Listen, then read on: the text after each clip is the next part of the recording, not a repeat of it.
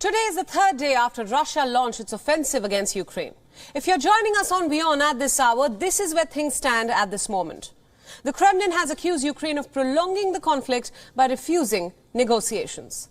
The spokesperson Dmitry Peskov said, and I quote, "In connection with the expected negotiations, the Russian president yesterday afternoon ordered the suspension of the advance of the main forces of the Russian Federation."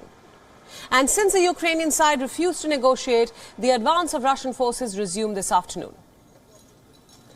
Moscow has also spoken out against Finland's and Sweden's accession into NATO. The Foreign Ministry spokesperson said that such a step would have serious military and political consequences and would require Russia to take reciprocal steps. Russia has also announced that it is closing its airspace to flights from Bulgaria, Poland, the Czech Republic. All this after the country announced a similar move of banning flights by Russian carriers from their airspace. The US has just now announced that it is providing Ukraine with $350 million in additional military assistance to fight off the Russian invasion. The Czech Republic has also said that it will donate machine guns, assault and sniper rifles, pistols and ammunition valued at nearly $8.6 million to Ukraine. And as per the Czech defense minister, the gift to Ukraine will be shipped within hours. While the fight rages on in his country, President Volodymyr Zelensky has called on Russians to pressurize their President Putin into halting the war.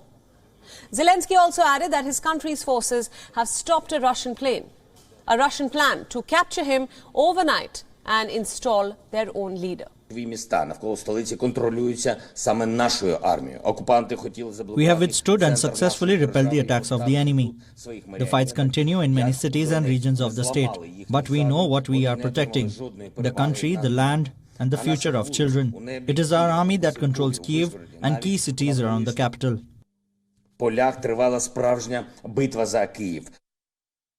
Ukraine's health minister has said that 198 civilians have been killed in conflict so far, including 3 children. The Russian Defense Ministry, however, says that they are not targeting Ukrainian cities. Russian invasion has now triggered displacement crisis in Eastern Europe. Poland has said that 100,000 Ukrainians have fled to the Polish border. On Friday, the UN's refugee agency said that it believes that up to 5 million people will be displaced from Ukraine. The West has imposed strategic sanctions against Russia, even as it continues to attack its neighbor. The United States and the European Union add Russian leader Vladimir Putin and Foreign Minister Sergei Lavrov to their sanctions list. UK Prime Minister Boris Johnson also says he's planning imminent sanctions against them. With Cyprus being the latest, a rising number of Western countries are now supporting kicking Russia out of the SWIFT financial banking system. The French Sea Police has detained a Russian ship in the English Channel. The ship was seized after authorities suspected that it belonged to a Russian company targeted by European Union sanctions. Let's tell you about the world of sports that has also been affected by this crisis. Poland has now refused to play a World Cup qualifying match against Russia in Moscow in March. Its football federation said that it was time to act. For the latest on the crisis, joining us now is political analyst Andreas Amlund. He joins us from Stockholm. Andreas, thanks so much for joining us on WION at this hour. My first question to you, what's your take on the state of affairs in Ukraine at the moment? We are, of course, getting reports of a building that has suffered recent shelling. Reports are saying that Russian troops are trying to close in on the capital, Kiev. Tell us your assessment. Apparently, the last night's attempt to capture Kiev has not materialized. There are still several diversion groups, Russian agents in the city that have been apparently planted there already a long time ago. They are now being haunted within Kiev, but so far the attempt to capture actually the city has not materialized.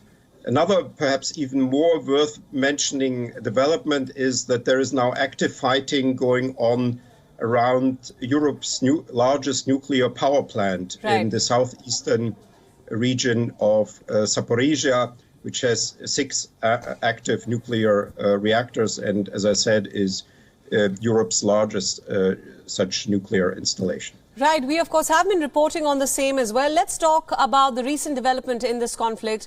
The United States has now promised aid of military assistance, additional military assistance of some $350 million to Ukraine. Is this enough or anywhere near enough? No, obviously it's not enough. Ukraine can use especially support regarding its air defenses. I think that is what I hear from most of the people in Kiev is if you can only help us with protecting ourselves against missiles and against aircrafts, then we'll fight it out on our own. We have, the ground forces will basically be able to deal with the Russian ground forces. So that is now the biggest challenge. And of course, also the sanctions are still insufficient. Basically, as odd as it sounds, the European Union is financing this war because the large daily energy exports, especially of oil and gas from Siberia to the European Union, are still going on. I want you to elaborate on that. It's very interesting you say that we were just about to discuss sanctions and if they are nearly enough. And you've clearly said that they are insufficient. You've also mentioned that this is a war that's been financed by the European Union. Can you elaborate on that?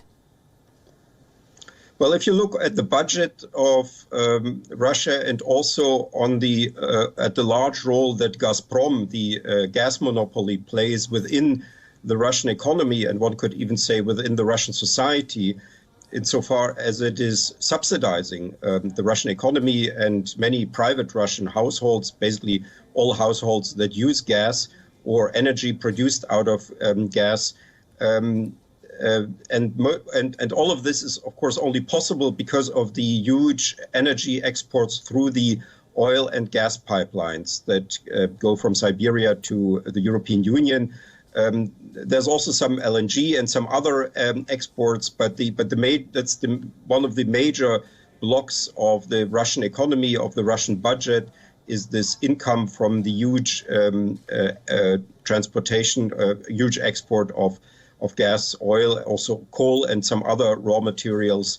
And as odd as it sounds, the EU is co-financing indirectly this war, and now it's oddly co-financing a war, as I said, which is in the vicinity of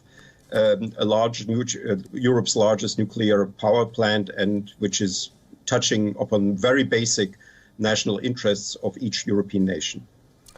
Right. Just wrapping up our discussion here, my final question for you. We've seen weeks of diplomacy fail to bring about any kind of breakthrough. We've seen a clear escalation of this conflict in the last 2 days. How do you see this conflict panning out in the future, in the coming days, in fact? What's your assessment of the same?